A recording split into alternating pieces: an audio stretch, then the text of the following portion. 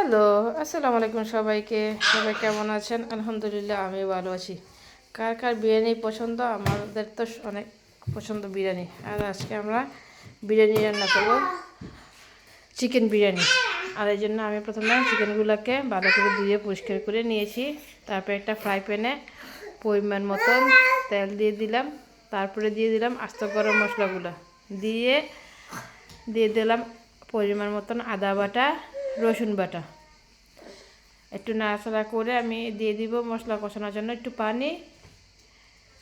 তারপরে আমি এখানে দিয়ে দিলাম স্বাদ মতো লবণ, মরিচের গুঁড়ো, ধনিয়ার গুঁড়ো, জিরে গুঁড়ো, গরম মশলার গুঁড়া আর বিরিয়ানি মশলা দিয়ে মশলাটাকে ভালো করে আমি এখানে কষে নিব।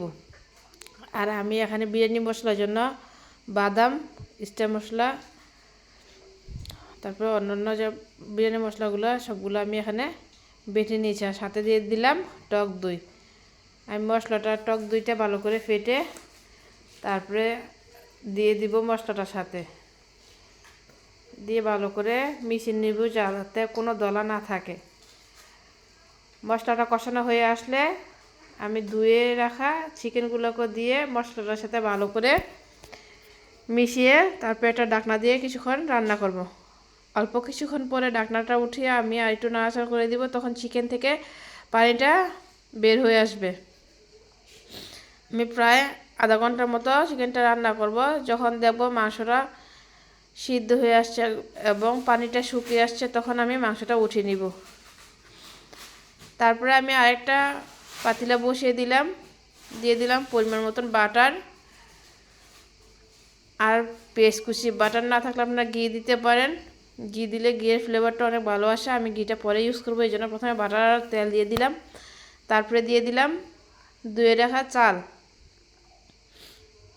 দিয়ে পেঁয়াজগুলোর সাথে ভালো করে একটু ভেজে নিব।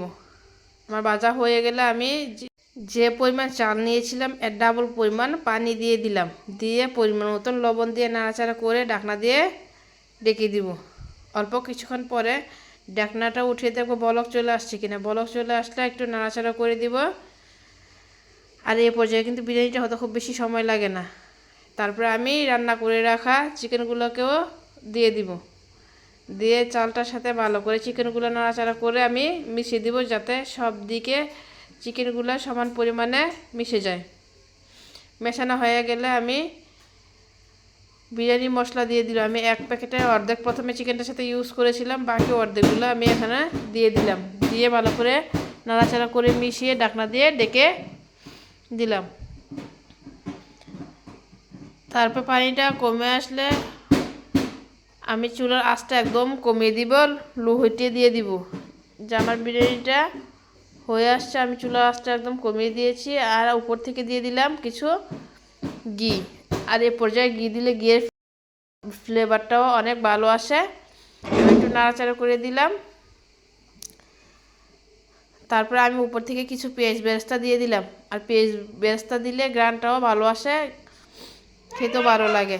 আমার বিরিয়ানিটা রান্না হয়ে আসছে। ধন্যবাদ সবাইকে পাশে থাকার জন্য।